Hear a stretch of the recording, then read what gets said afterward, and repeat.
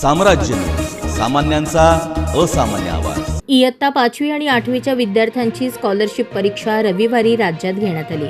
सोलापूर शहराजवळील कुंभारी या गावात असलेल्या एका केंद्रावर शिक्षकांनी विद्यार्थ्यांना कॉपी पुरवण्याचा प्रकार काही यूट्यूब चॅनलच्या माध्यमातून समोर आला।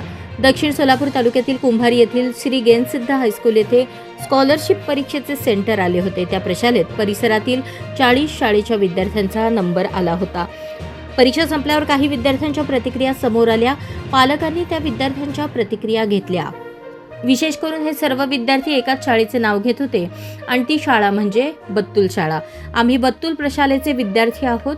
आमच्या वर्गात शिक्षकांनी फक्त बत्तूलच्या विद्यार्थ्यांना सोडून इतर सगळ्यांना कॉपी आणून दिली। मुळात विद्यार्थ्यांची ही प्रतिक्रिया किंवा आरोप हे कोणीतरी शिकवल्यासारखे वाटतात। 40 शाळेतील इतर विद्यार्थ्यांनी असे आरोप का केले नाहीत? याच सेंटरवर काही अल्पसंख्याक प्रशालेच्या शाळेतील विद्यार्थी सुद्धा होते। त्या विद्यार्थ्यांनी असे आरोप का केले नाहीत? हा संशयाचा किंवा संशोधनाचा विषय आहे।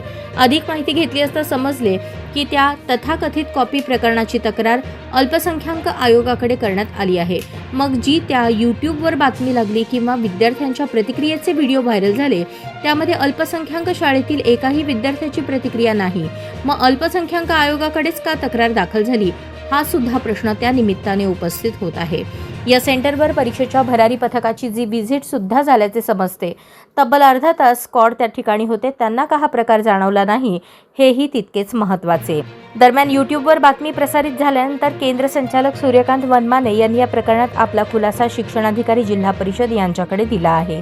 सदर परीक्षा केंद्रावर दुपारच्या सत्रातील दुसरा पेपर दरम्यान एक माता पालक व एक शिक्षक पालक बत्तूल प्रशाला सोलापूर यांना कॉपी होत आहे असे आरोप केले असता मी स्वतः प्रत्येक वर्गावर दर 20 मिनिटांनी भेट देऊन तपासणी केली असता अनुचित प्रकार आढळला नाही।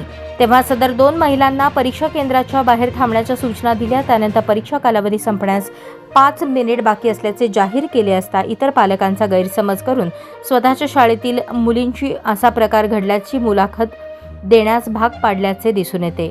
संबंधित मातांना बाहेर जाण्याच्या सूचना दिल्याचा राग मनात धरून अकारण आरोप केले जात आहेत।